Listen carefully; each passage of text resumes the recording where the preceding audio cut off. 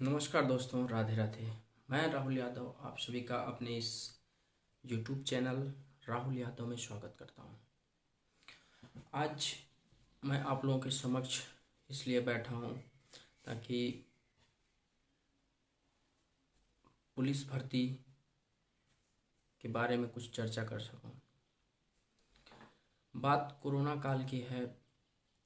ये तो कोरोना काल के बारे में कुछ नहीं हम लोग कह सकते हैं, क्योंकि वो एक प्राकृतिक आपदा थी जो आई और चली गई।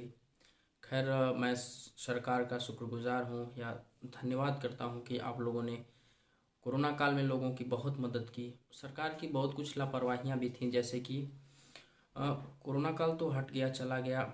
उसके बाद हमारे देश में रोजगार की सबसे बड़ी समस्या उत्पन्न हो गई।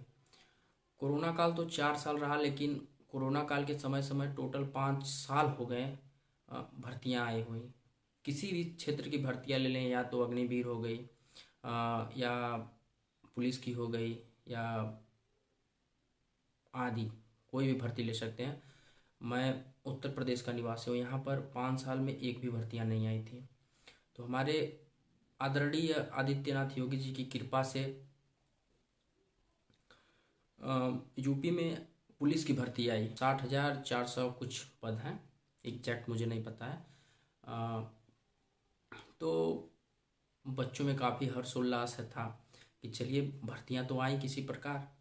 तो जब भर्तियां आ गईं, अब भर्ती फॉर्म भरने का सिलसिला जारी हो गया सबका। सरकार ने और सभी लोगों ने अनुमान लगाया कि हो सकता है बहुत, कितना फॉर्म जाएगा, बहुत जाएगा, 10 लाख, 20 लाख, 30 लाख, हद से हद 30 लाख जाएगा। लेकिन जब फॉर्म भरने का कार्यक्रम चालू हुआ तो हमारे फॉर्म की संख्या जाकर रुकी 50 लाख पर। टोटल फॉर्म पुलिस के भरे गए 50 लाख उत्तर प्रदेश से। जगह थी 60,400 कुछ पद थे। अगर ऐसे देखा जाए तो 60,000 पद थे, उसके लिए 50 लाख आवेदन पत्र थे। अगर जनरल ओबीसी का ही देखा जाए, उसके लिए पैसे 400 रुपये थे। और SC ST की मान लिया जाए तो बहुत होगा, 100 रुपये कम होगा उससे। तो यदि अगर हम लोग टोटल आंकड़ा निकालें तो सरकार के एक अकाउंट में टोटल पैसा गया करीबन 1.5 अरब सरकार के अकाउंट में गया। अच्छा, ठीक है, हम लोग इस पैसे की बात को यहीं तक रखते हैं। बच्चे काफ़ी खुश थे कि भर्तियां तो आई और फॉर्म भी हो गए। अब बात आई पेपर की। तो सरकार, अब चुनाव का भी मामला आने वाला है, आचार संहिता लगने वाली है। तो सरकार ने, उत्तर प्रदेश सरकार ने आनन फानन में किसी भी प्रकार करके 4 पालियों में 17 और 18 तारीख को इसका आयोजन किया।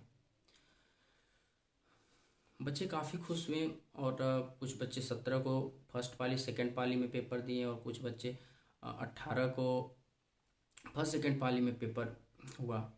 सरकार ने अपना घोषणा पत्र जारी किया पेपर के अंत में कि काफ़ी सफलतापूर्वक अच्छे से पेपर पूर्ण हुआ। और जो पुलिस बोर्ड भी था वो अभी घोषणा पत्र जारी किया कि अपने यहाँ से पत्र प्रसारण किया कि पुलिस का पेपर सकुशल संपन्न हुआ। और इसी बीच में बहुत से व्यक्ति पकड़े गए जो गैर कानूनी रूप से या तो किसी का पेपर दे रहे थे, या तो कोई ठगी करने के प्रयास में था। और इसके लिए मैं सरकार को धन्यवाद देता हूँ, आपने काफ़ी सतर्कता बरती। लेकिन जब पेपर सकुशल संपन्न हो गया, उसके बाद एक ही दिन बाद बच्चों का विद्रोह चालू हो गया। विद्रोह इस बात का था कि बच्चों ने आरोप लगाया सरकार पर कि सरकार पर नहीं आरोप लगाया, जैसे कि बच्चों ने सरकार से गुहार लगाई कि हम लोग पेपर देने तो गए थे, लेकिन पेपर देने से पहले ही पेपर आउट था। तो इसके बावजूद भी जब बच्चे कह रहे हैं, और कुछ यहाँ तक बच्चे प्रमाण प्रूफ भी दे रहे हैं सरकार को कि देखिए पेपर 8 बजे से था, पेपर 9 बजे से था, और हमारे पास उसके आंसर की 8 बजे ही आ गए थे।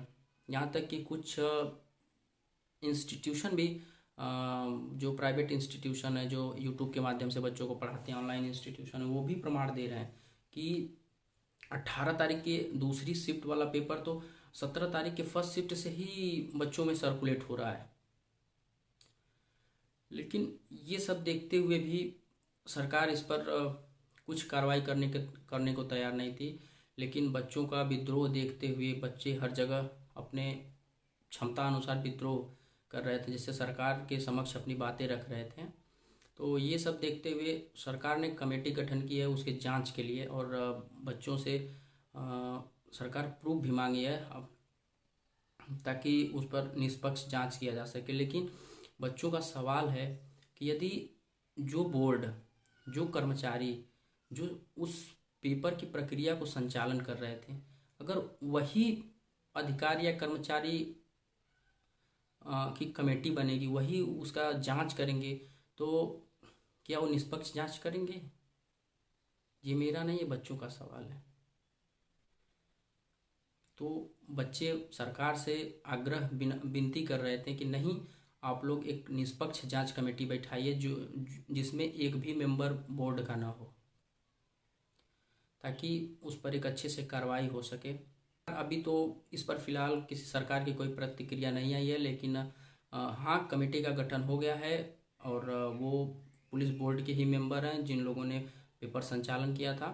और सरकार ने आज 22 तारीख को एक नोटिस जारी किया है जिसमें लिखा है कि यदि किसी भी छात्र के पास यदि किसी भी प्रकार का प्रूफ हो पेपर लीक के संदर्भ में, तो वो जो ऑफिशियल पुलिस मेल आईडी है उस पर वो अपना प्रूफ सेंड कर सकते हैं, ताकि कमेटी उसको अच्छे से उसकी जांच करे और स्टूडेंट के हक में अपना निर्णय ले सके। ठीक है, मैं जो भी बातें हैं सरकार उस पर निष्पक्ष जांच करेगी और उसका निर्णय भी देगी। लेकिन मैं लास्ट में एक बात कहना चाहता हूँ कि ठीक है, अगर मान लीजिए अगर हुआ होगा नकल, यदि मान लीजिए पेपर आउट रहा होगा, तो जो लास्ट के शिफ्ट में बच्चे थे वो करीबन 8 लाख से ऊपर बच्चे थे 18 तारीख को सेकेंड शिफ्ट में। अगर उसमें से 1.5 लाख 2 लाख भी बच्चे अगर पेपर देख लिए होंगे, तब तो बच्चों का सिलेक्शन फोर्थ शिफ्ट से ही हो जाएगा। तो फर्स्ट सेकेंड थर्ड का तो शिफ्ट का तो कोई मतलब ही नहीं रहा। मैं सरकार से आग्रह करता हूँ, निवेदन करता हूँ कि प्लीज़ कृपया आप लोग इस पर अपना ध्यान दीजिए और एक निष्पक्ष जांच करिए, ताकि जो other first second third shift के बच्चे हैं उनके साथ न्याय हो सके, और सरकार में भी पढ़े हुए व्यक्ति का ही चयन हो और जो नहीं पढ़ रहे हैं उनका चयन न हो, क्योंकि एक पढ़ा लिखा ही इंसान राष्ट्र को आगे लेकर जा सकता है।